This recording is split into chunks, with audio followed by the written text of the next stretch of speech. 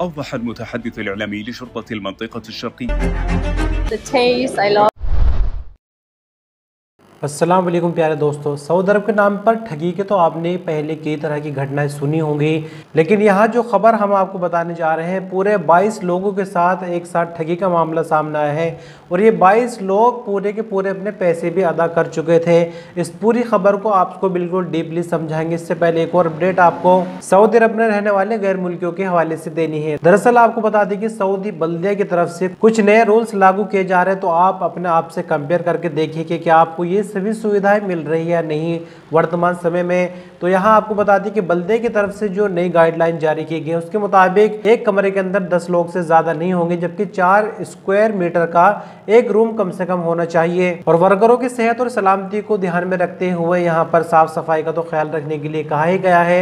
इसके अलावा जो वर्करों की रिहाइश वो हॉस्पिटल के आसपास होनी चाहिए, मतलब स्कूल और हॉस्पिटल कम से कम 300 मीटर होना चाहिए और कारखाने वगैरह से वर्करों की रिहाइश दूर होनी चाहिए। ऐसे कंपाउंड जहां पर वर्करों की तादाद 500 या फिर उससे ज्यादा है, तो ऐसी जगहों पर भी एक रूम की जगह 4 मीटर से कम नहीं होनी चाहिए और हर 8 बंदों पर एक बाथरूम होना चाहिए और हर मंजिल पर 2 किचन भी होनी चाहिए। इसके अलावा कपड़े धोने की अलग जगह होनी चाहिए और सीवरेज वगैरह का बेहतरीन इंतजाम होना चाहिए। और जैसे कि हमने आपको बताया कि अगर बड़ा कंपाउंड है, वर्कर की संख्या ज्यादा है, तो वहाँ डॉक्टर वगैरह की भी फैसिलिटी होनी चाहिए। तो अब आप किस कंपनी में रहते हैं और आप खुद से कंपेयर करके देखिए कि जो सऊदी अरब के कानून है वो सिर्फ पेपर के अंदर ही है, ग्राउंड पर भी आपको ये सुविधा मिल रही है। पिछली खबर पर लौट आते हैं और 22 लोगों के साथ जो ठगी हुई है उसकी बात करेंगे। तो यहाँ आपको जानकर बेहद हैरानी होगी कि 22 लोगों की जो ठगी हुई है ये आम हम जैसे वर्कर नहीं थे, बल्कि उम्रा के नाम पर एक बड़ी लूट मचाई गई है और उम्रा जायरीन के नाम पर ये ठगी हुई है। गांव देहात के लोग थे, मुंबई से ये खबर है, मुंबई की एक एजेंसी थी जिसने आहिस्ता आहिस्ता पूरा पैसा भी लोगों से ले लिया, फेक QR कोड जनरेट कर दिए, फेक PDF बनाकर लोगों को प्रिंट करके दे दी। अल इज़्मा टूर एंड ट्रेवल कंपनी ने ये फर्जीवाड़ा किया है और NDTV इंडिया की साइट से खबर हम आपको बता रहे हैं। फिलहाल इस संबंध में ब्यूरो ऑफ इमिग्रेशन की ओर से शिकायत की गई है और फिलहाल इस कंपनी के एक एजेंट को गिरफ्तार कर लिया है। आगे इसमें और कानूनी कार्रवाई की जा रही है। न्यूज बुलेटिन की तीसरी खबर पर बात करते हैं सऊदी अरब के पासपोर्ट को लेकर और साथ ही साथ आपको इंडिया के पासपोर्ट की रैंकिंग भी बताएंगे। दरअसल आपको बताया कि दुनिया भर के देशों में एक कंपनी है जो कि पासपोर्ट की रैंकिंग जारी करती है। इस कंपनी का नाम है हेनले एंड पार्टनर। तो इसने पासपोर्ट की एक बार फिर से एनुअल रैंकिंग जारी की है। आपको जानकर हैरानी होगी कि सऊदी अरब पहले से 5 पोजीशन और ज्यादा बेहतर हुआ है और वर्ल्ड वाइड अगर देखा जाए तो सऊदी अरब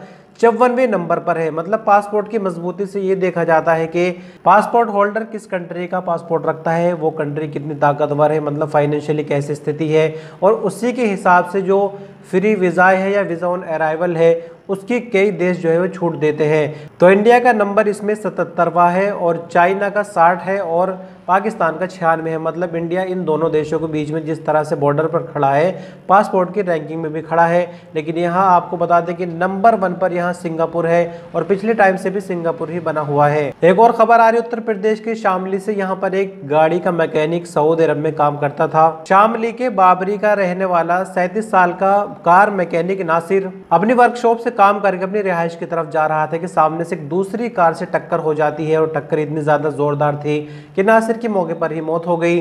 नासिर साल 2012 से सऊदी अरब में रह रहा था। कोई फोटो वगैरह हमें नहीं मिला, वरना हम आपको जरूर दिखाते। फिलहाल परिवार ने शव को इंडिया वापस लाने की गुहार लगाई है। यह हादसा सोमवार को हुआ है, जैसे कि आज जुमरात है। 2-3 दिन पहले की यह खबर है जो कि अभी फिलहाल ही मीडिया में आई। एक और खबर सामने आ रही है ईस्टर्न रीजन से। यहाँ पर एक सऊदी ने एक सऊदी को कत्ल किया और 2 को जख्मी किया, जिसके बाद वो फरार हो गया था। दरअसल ईस्टर्न रीजन पुलिस के मुताबिक गिरफ्तार जिस शख्स को किया गया है वो भी सऊदी है।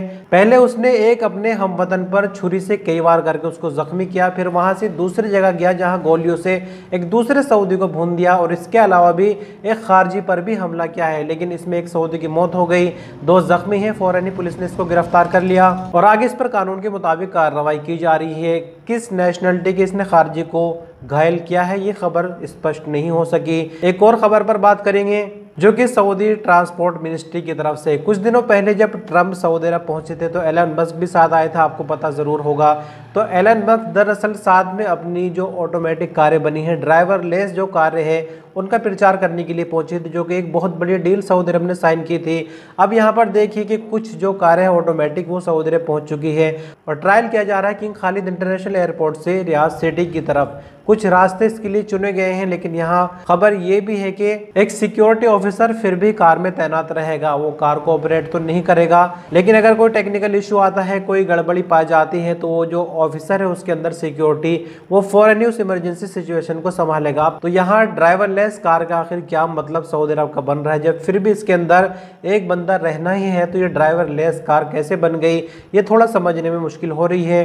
खैर, अंत में हम थोड़ा सा मैंगो फेस्टिवल के बारे में आपको बताएंगे। बीते दिन हमने इसके बारे में खबर बताई थी, लेकिन कोई वीडियो नहीं मिली थी, तो अंत में आपको एक वीडियो जरूर दिखाना चाहेंगे। दरअसल 22 जुलाई को सऊदी अरब में नेशनल मैंगो डे मनाया गया, जो कि सऊदी अरब के सभी शहरों में ये नेशनल मैंगो डे मनाया गया, खासकर लुलु हाइपर मार्केट में, क्योंकि लुलु आपको मालूम है इंडिया की कंपनी है।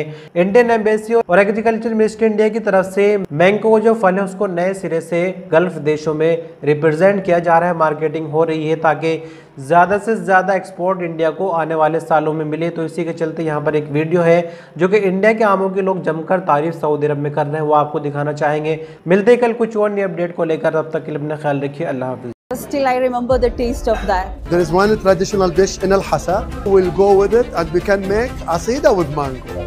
I'm just such a big fan of mangoes, so I would definitely go with the mango lassi. Thank you for the mango.